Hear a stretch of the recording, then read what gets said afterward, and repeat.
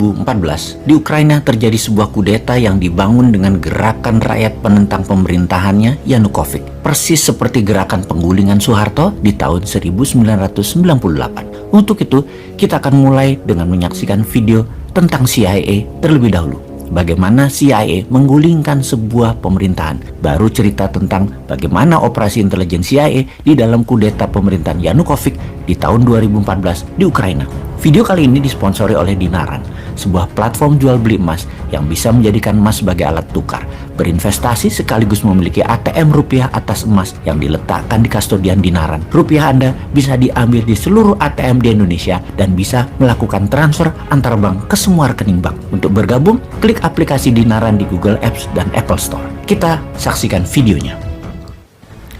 Bukan menjadi rahasia lagi kalau CIA, lembaga intelijen Amerika, sering menggulingkan sebuah pemerintahan yang sah. Ada 5 hal yang mereka lakukan dan sampai sekarang mereka masih tetap melakukannya. Yang pertama yang dilakukan adalah, dan yang ini adalah paling sering, yaitu membiayai oposisi. Cara ini adalah cara yang paling aman dan metode paling murah dari CIA. Bisa hanya memodali memberi uang kelompok oposisi atau memodali mereka yang akan melakukan kudeta. Iran di tahun 53, Vietnam di tahun 63, Brazil, Guatemala, salah satu operasi intelijen dengan model ini yang dilakukan oleh Amerika. Cara nomor 2 yang paling sering dilakukan adalah dengan assassination atau pembunuhan. Membunuh pemimpin lalu menggantikan dengan pemimpin yang pro-Amerika. Misalnya Patrice Lumumba di Kongo, dan banyak lagi pemimpin-pemimpin berbagai negara yang tidak jelas kematiannya tapi didesain oleh Amerika agar digantikan dengan pemimpin yang pro-Amerika. Lalu, cara ketiga yang paling sering dilakukan oleh CIA adalah melumpuhkan ekonomi, atau dalam bahasa akademinya adalah economic assassination. Perang tarif dengan Cina, embargo perdagangan, dengan cepat akan merubuhkan sebuah negara seperti Kuba sampai sekarang di embargo. Kemudian Chile di tahun 70-an ketika Allende yang melakukan nasionalisasi atas aset-aset Amerika, membuat Presiden Nixon memerintahkan CIA dengan kalimat "Make Chilean Scream" atau membuat bangsa Chile menjerit. Yang terakhir,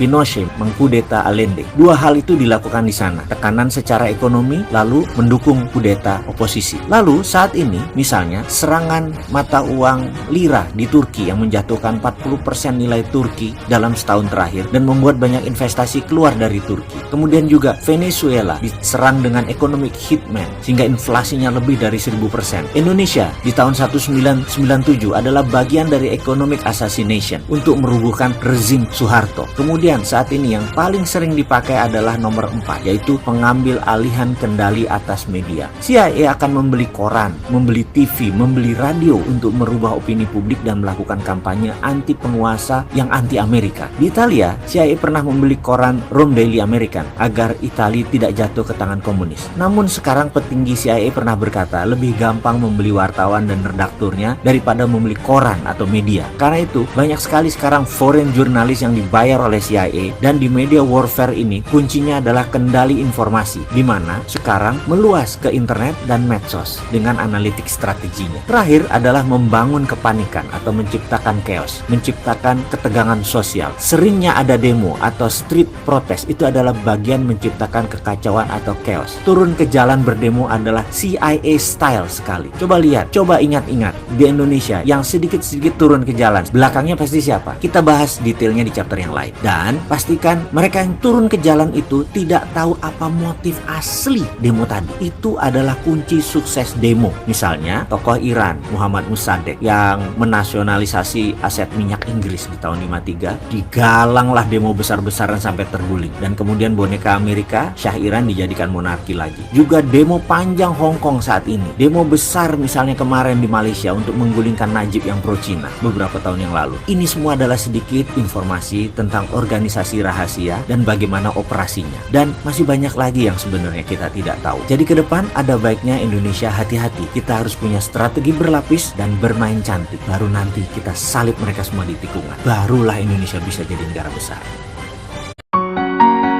When we create